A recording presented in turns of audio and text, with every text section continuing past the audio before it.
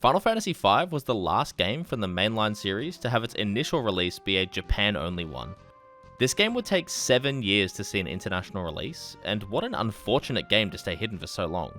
If you ask me, this is where the formula really started to come together.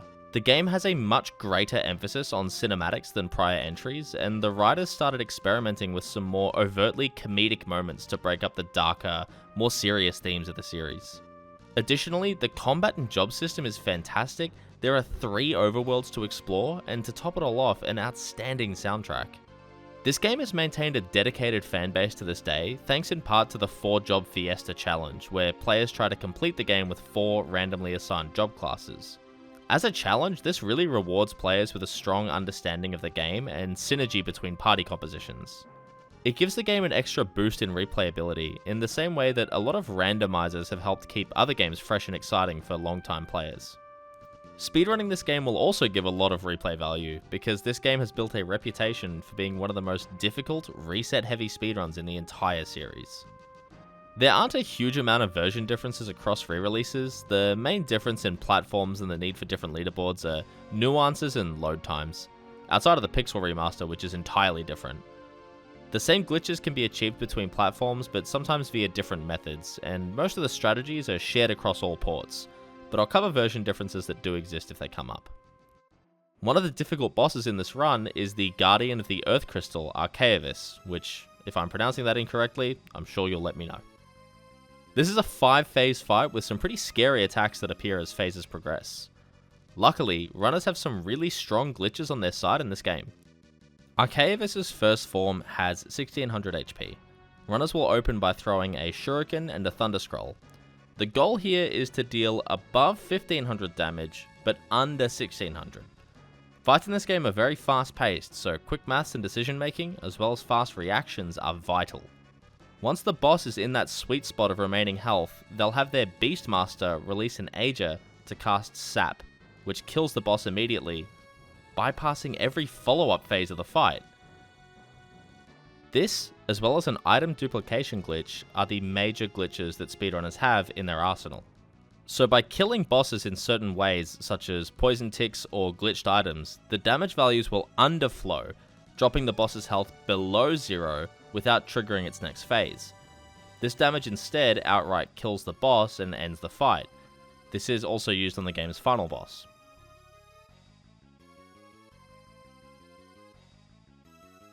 The primary danger in this Archaeavis fight is actually over-damaging during the initial phase. If those first damage rolls add up to less than 1500, runners can cast fire once to compensate. But especially in such a fast fight with a really tight window of health to set the boss to, there's a risk of error in the runner's maths or decision making, triggering the second phase. Archaeavis' attacks in phase 1 aren't particularly scary, but in phase 2, with how the party is arranged in the any% speedrun, they will be outpaced on damage, and the run will be lost to a game over.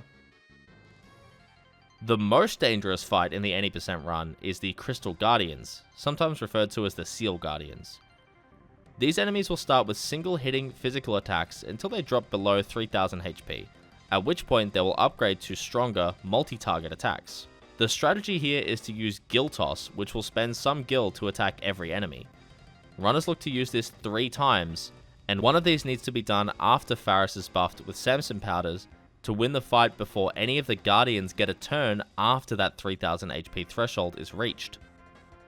While the chance is admittedly quite small, Faris can be targeted by all 4 enemies, which will KO her.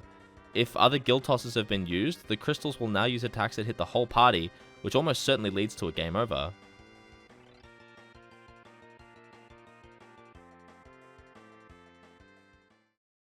So, I think it's time to address the gorilla in the room, folks. These bosses aren't difficult. At all. I made a big deal about this being one of the hardest runs in the series, but so far I've actually been talking about the easiest part of the run. Bosses are mostly tests of pure execution. No harder than a standard menu, thanks to those item duplications, value underflows to bypass bosses moving to phases, and a unique quirk with the game's ATB system. In other Final Fantasy games that use an ATB bar, the starting positions of each character's bar will be random, outside of things like preemptive battles or back attacks. In Final Fantasy V, however, those starting positions are based on character stats, meaning they're perfectly consistent. This removes the need to react and make decisions a lot of the time, and instead allow runners to head into fights with much more confidence in a set game plan. So then, what's difficult about this run? In my video about random encounters in Final Fantasy games, I looked at how back-end values that are used to determine where, when, and what random encounters are sometimes directly tied to the player's movement. Thus, by making the same movements each run, you'll get the same encounters in the same places every time. This is called a step route, and is mostly used to avoid back attacks, dodge threatening enemies, and get as few encounters as possible. This is a very brief explanation, so if you'd like to learn more, I will link my video in the description.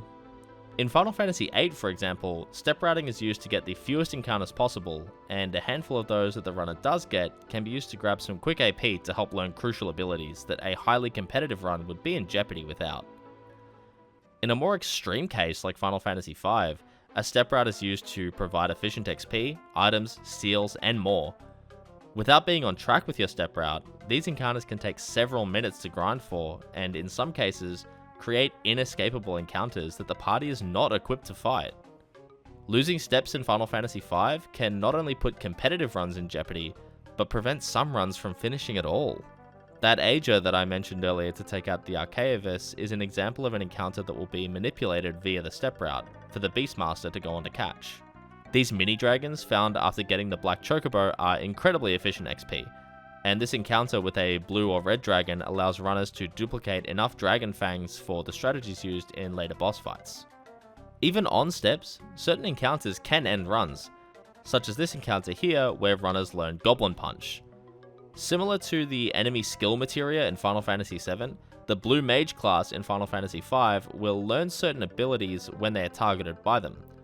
Goblin Punch is a really strong attack, which is a good thing once it's learned, but poses a problem for runners because they need their party to get hit by it, and they need that target to live.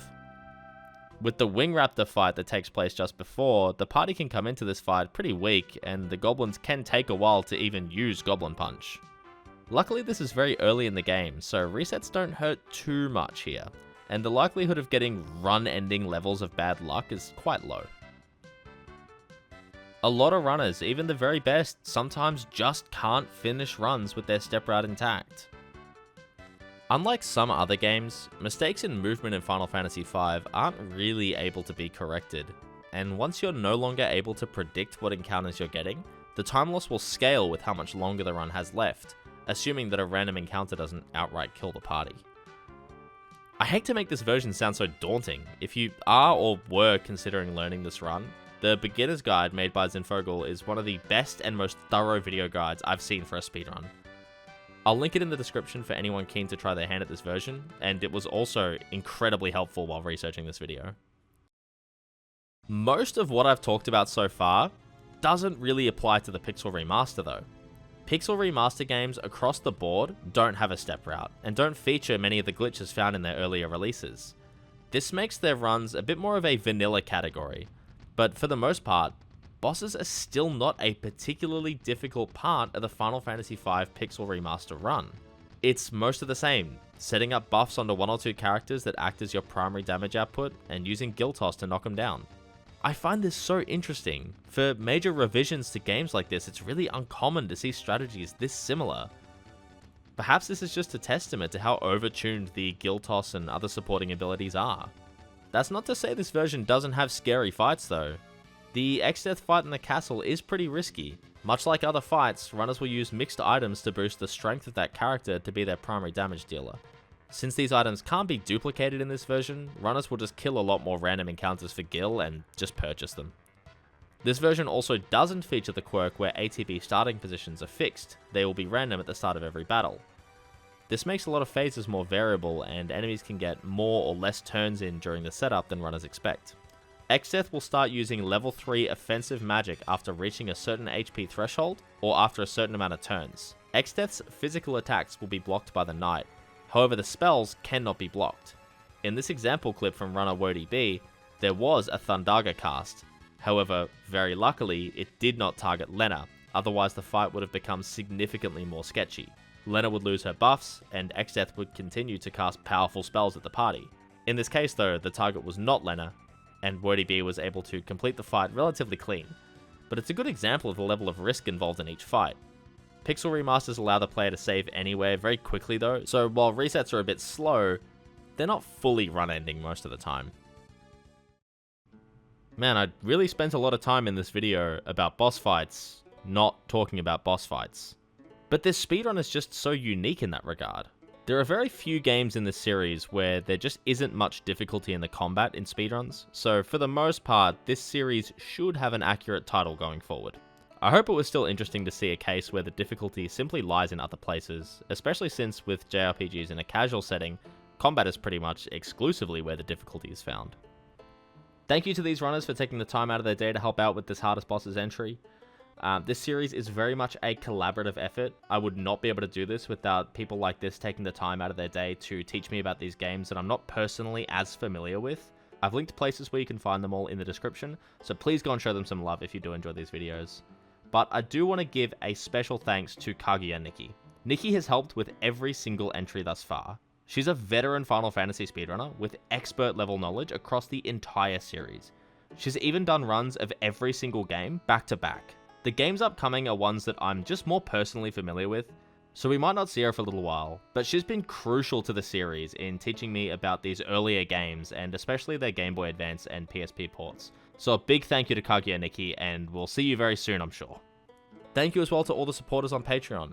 It's $2 a month, you get to vote on a monthly speedrun challenge and get access to some fun behind the scenes stuff, and extra videos about those monthly challenges as well. The challenge coming up is a 12-hour challenge of Super Mario Bros. 1 on the NES, for me to try and see how good at that game I can get in 12 hours coming in as a complete beginner.